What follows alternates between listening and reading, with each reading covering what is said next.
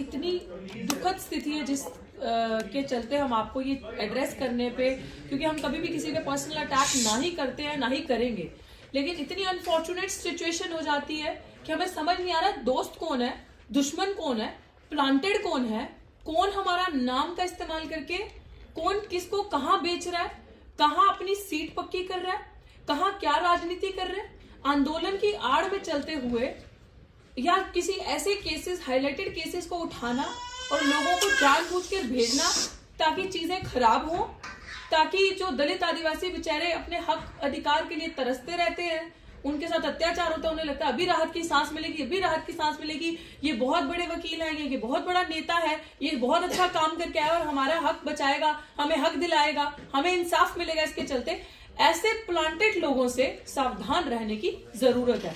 और एक महिला होने के नाते और दलित समाज से होने के नाते मुझे लग रहा है कि it is very very important to address this issue, कि जिस तरीके से आप लोगों ने निर्भया कांड में देखा, पूरा देश एक हो गया और इतनी बड़ी हाहाकार मचा दी कि एक महिला ने आपको देखो इंसाफ दिलवा दिया, जबकि वो सबको रियलिटी पता है कि जो आर्ग्यूमेंट वकील कर रहे थे वो कौन थे और नाम क्यों हुआ, क्या हुआ। आज हमें समझ में आया कि किस तरीके से प्लांट किया जाता है और एक एक 2-2 साल लगा के एक आदमी के ऊपर, एक औरत के ऊपर इन्वेस्ट किया जाता है ताकि वो पक्का सॉलिड गद्दार बन जाए। उसको पहले पैसे से भरपूर कर दो। फिर हमारे सामने कहानी आती है हमारी बहन मनीषा वाल्मीकि की। आप सबको पता कितनी बर्बरता से मनीषा वाल्मीकि को जलाया था, कि किस तरीके से उसके माँ बाप का इंतजार नहीं किया और बच्ची की लाश को केरोसिन या पेट्रोल डाल के आप सबके सामने किस तरीके से पुलिस वालों ने जला दिया, गद्दारों ने खाकी में, जिन्होंने अंदर भगवा पहना था। और फिर एक मसीहा बन के एक महिला आती है जो ये कहती है कि जी केस तो मैं करूंगी।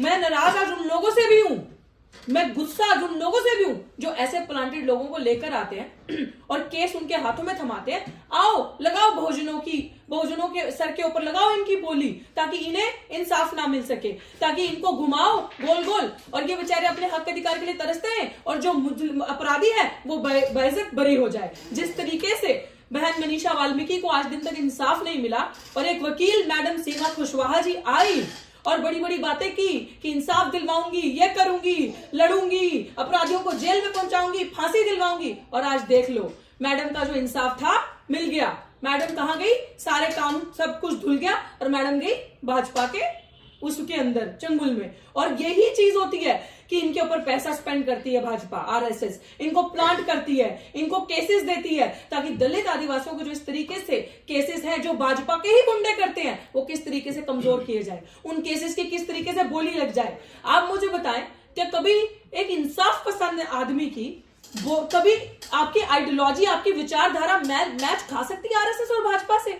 आज आपने सब कुछ दांव पे लगा दिया। आज मनीषा को अभी तक इंसाफ नहीं मिला। वो बात बिल्कुल सही है कि बहन मनीषा हम शर्मिंदा है, तेरे कातिल अभी भी जिंदा है, क्योंकि उसके कातिलों को आज वो आजाद बाहर बैठे हैं और हमारी बहन मनीषा को इंसाफ नहीं मिला। और आज आप सबको मैं ये क्यों चीज एड्रेस कर रही हूं, मैं एक मिशन कॉन्स्टिट्यूशन की कन्वीनर होने के नाते स्टेट की, मैं ये आपको बता रही हूं कि आज मनीषा वाल्मीकि का केस हमारे ऑफिस में, हमारे दफ्तर में, जिसको महमूद प्राचा साहब देख रहे हैं, उसका केस बर्बाद कर दिया, उसका केस खत्म कर दिया। कितने पैसे दिए होंगे कि मनीषा वाल्मीकि के केस को इतना कमजोर कर दिया, इस तरीके से खत्म कर दिया, ना नौकरी मिली ना घर मिला, ये सारे वादे किए गए थे। और सरकार इतनी बेशरम है, ये हमें अभी प्राचा साहब ऑर्डर भी पढ़ के दिखाएंगे, जो लेटेस्ट ऑर्डर हमने उसके परिवार के लिए लिए। इतनी बेशरम सरकार है कि जब साहब ने घर मांगा, घर के लिए बोला कि इनको वहां से सेफ जोन में घर दिया जाए, तो सरकार कहती है कि पुराना वाला घर दे दो, उसके बदले में हम आपको दूसरा घर दे देंगे। क्यों? क्योंकि हमारे लोग जाकर वहां बोलियां लगाते हैं। आज हमारे लोगों को समाज में पता नहीं चलता कि दुश्मन कौन है, गुलाम चमचा कौन है और अपना कौन है। और एक बेटी होने के नाते दलित समाज की आई फील दिस पेन कि हम लोग जिन पे भरोसा करते हैं वही गद्दारी करते हैं, वही दलाली करते हैं, वही जाके हमारी लाइजनिंग करते हैं, हमारे नाम ऊपर जाके बेचते हैं, बाबा साहब का नाम बेचते हैं और इस तरीके से हमारे साथ समझौता करते हैं। और ये मैडम ने जो किया है 4 दिन पहले भाजपा में शामिल होकर, तो इनको क्या लग रहा है वॉशिंग मशीन में गई और दाग धुल गए सारे? बिल्कुल नहीं।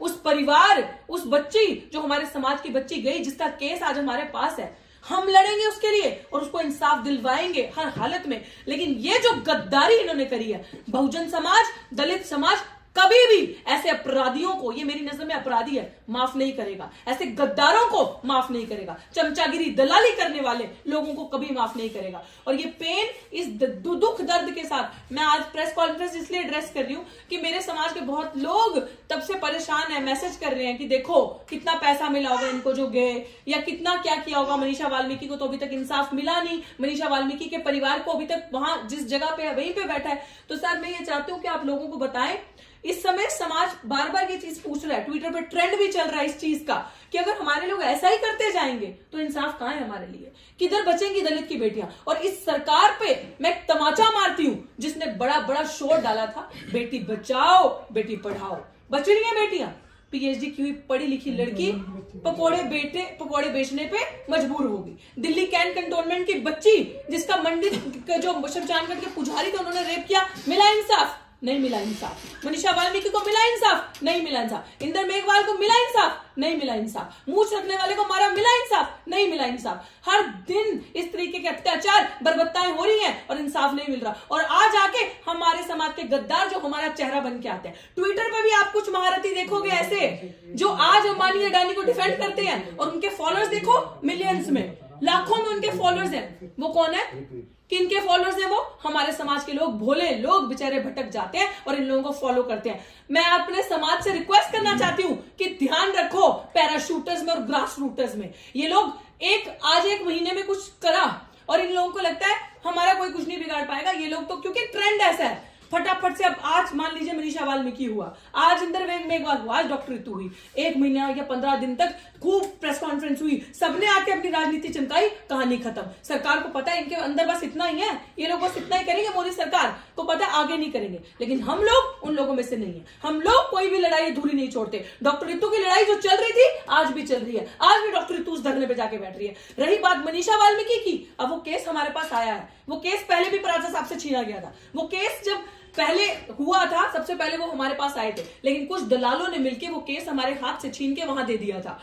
और आज देख लो, जब केस हारा तो आज फिर वो केस वापस आ गया, क्योंकि पता है कि अगर इंसाफ मिलेगा तो इसी अम्बेडकरवादी शख्सियत से मिलेगा, कहीं से नहीं मिलेगा। लेकिन इस ट्रेंड को हम कंडेम करते हैं और ब्रेक करते हैं कि इस तरीके से हम लोग नहीं चलेंगे। हम लोग अगर किसी केस को पकड़ेंगे, किसी मुहिम को पकड़ेंगे, चाहे वो मुहिम नौकरी नहीं न्याय चाहिए क्यों, चाहे वो ईवीएम हटाओ देश बचाने की हो, वो क्या रिजल्ट आते हैं हमें नहीं पता, लेकिन हम अंत तक लड़ेंगे साथियों। हम किसी भी लड़ाई को अधूरा नहीं छोड़ेंगे, बीच में नहीं छोड़ेंगे। और मैं अपने समाज को ये चीज कहना चाहती हूं कि आप लोग अब अपनी कुर्सी की पेटियां बांध लो। अब दलालों को दलाल कहना सीख लो, गद्दार को गद्दार कहना सीख लो, वरना ये गद्दार इसी तरीके से आपके नाम से समझौता करेंगे, आपका नाम बड़े बड़े आंदोलन खड़े करेंगे, उनको बेचेंगे और अपनी टिकटें पाएंगे, बड़े बड़े आंदोलन खड़ा करेंगे, बेचेंगे और जाके भाजपा में शामिल हो जाएंगे। यही होगा। लेकिन अब हम लोग इस ट्रेंड को ब्रेक करते हुए हर लड़ाई को पूरा करेंगे और अपराधियों को, आरोपियों को, दलालों को खुलेआम एक्सपोज करेंगे। ये दम हम रखते हैं।